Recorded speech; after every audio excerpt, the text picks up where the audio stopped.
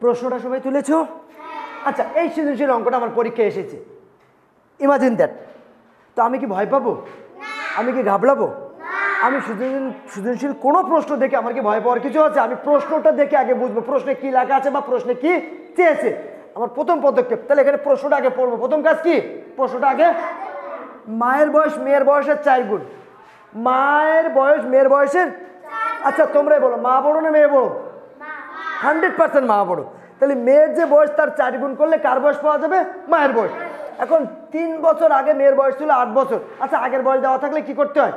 বর্তমান বয়সটা বের করতে, চাইলেও বের করতে হবে, না চাইলেও। আবার বলো, আগের বয়স বের দেওয়া থাকলে বর্তমান বয়সটা বের করতে হবে। যদি প্রয়োজন হয় তাহলে বের করবো, না প্রয়োজন হলো মানে অবশ্যই সেখানে বর্তমান বয়সটা আগে বের করতে হবে। পিতার বয়স মায়ের বয়স থেকে 6 বছর বেশি, মানে মায়ের যে বয়সটা আমরা বের করবো, করার পরে ওইটার সাথে 6 বছর যোগ করলে কার বয়স হবে? পিতার বয়স।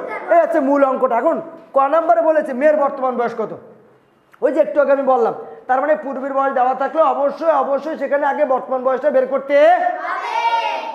তাহলে তুমি কোন লিখবে না, আগে ভালো করে বুঝে নাও। তাহলে এখানে আগে কি করব? কার বয়স বের করব? কথা বলো, মেয়ের বয়স, তাই না? তাহলে এই কথাটা ডাইরেক্ট লিখবো, 3 বছর আগে মেয়ের বয়স ছিল। এইটা সরাসরি আমাকে আগে লিখতে হবে। মেয়ের বয়স ছিল কত বছর ছিল? তোমরাই বলো, কত বছর ছিল? এবার লিখলাম মেয়ের বর্তমান বয়স। বর্তমান বয়স বের করতে হলে অবশ্যই যোগ করতে হবে। কি করতে হবে? তার মানে ভালো করে বুঝে দেখো, 8 বছর, এখানে 3 বছর পার হয়ে গেছে না? তাহলে 8 আর 3 কত বছর? অবশ্যই রাফ করব, এখানে যোগ করব। অবশ্যই কি করব? আমি জানি 8 আর 3 11, তারপরে আমি এখানে ডান পাশে কি করব? তাহলে এখানে মেয়ের বয়স কত বছর পেলাম? কথা বলো, মেয়ের বয়স কত বছর পেয়েছি? উত্তর 11 বছর। আচ্ছা, এখানে তোমার ক নম্বর ফাংশন শেষ। এখন আমরা যদি চিন্তা করি খ নম্বরে কি বলেছে, তাহলে আমরা খ নম্বরের প্রশ্নটা পড়বো, মায়ের বর্তমান বয়স কত? মজার বিষয়, এখানে যে একটা লাইন সরাসরি দেওয়া আছে, মায়ের বয়স মেয়ের বয়সের কত গুণ? কথা বলো, মায়ের বয়স মেয়ের বয়সের কত গুণ?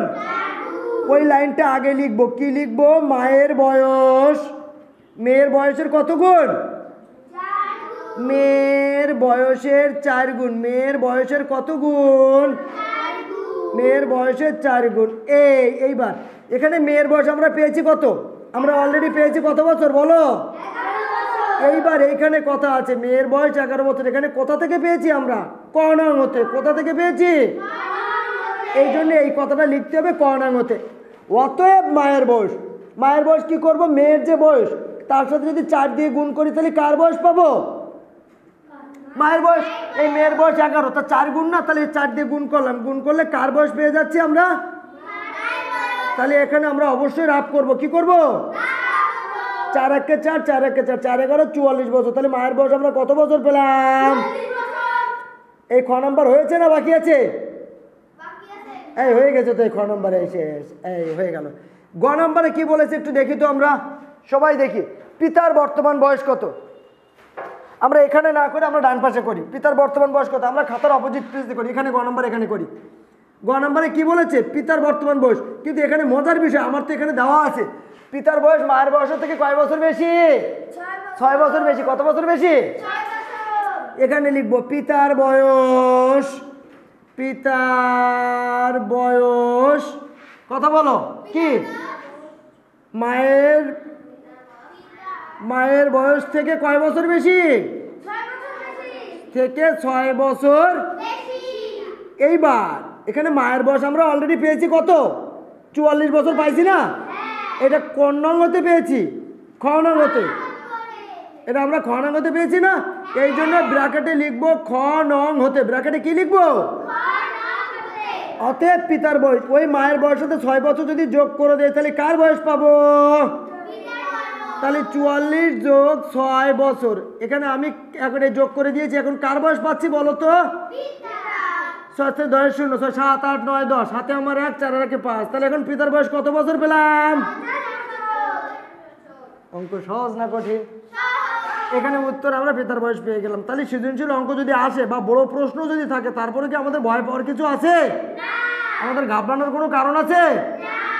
প্রশ্ন কঠিন আসুক, প্রশ্ন ঘুরানো ফিরানো যাই থাক না কোনো, আমি যদি ভয় পেয়ে যাই তখন আমার ভুল হবে। কিন্তু এখানে আমার ঘাবড়ানোর বা ভয় পাওয়ার কিছু আমি প্রশ্ন পড়বো, প্রশ্ন বুঝবো, প্রশ্নে কি লেখা আছে, কি চেয়েছে সেটাকে বেশি গুরুত্ব দেবো। ওকে?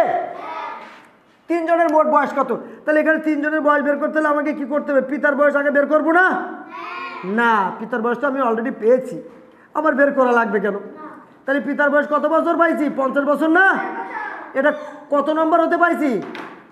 গ নং হতে। কত নং হতে? গ নং। এবার মায়ের বয়স, মায়ের বয়স কত বছর? তাহলে 44 বছর। এটা পাইছি কোথা থেকে? খ নং। খ নং। এবার মেয়ের বয়স, মেয়ের বয়স কত বছর? 11 বছর। এটা কোন নং হতে পেয়েছি? ক নং হতে। ক নং। গুড। এবার যদি যোগ করে দিই তাহলে তিনজনের মোট বয়স পাবো না পাবো না? তিনজনের মোট বয়স এগুলো যদি যোগ করে দিই তাহলে তিনজনের মোট বয়স আমরা অটোমেটিক্যালি পেয়ে 4 আর 5, 4 আর 5 + 10, 105 বছর। কত বছর হলো? তিনজনের মোট বয়স আমরা কত বছর পেলাম? তাহলে সৃজনশীল অঙ্ক যেখান থেকে যেভাবে যত ঘুরে ফিরে সারা দেখ না কেন, পরিবর্তন বলতে কি সংখ্যা চেঞ্জ হবে, নাহলে নাম চেঞ্জ হবে, এর বেশি তো পরিবর্তন কিছু হবে না। হবে?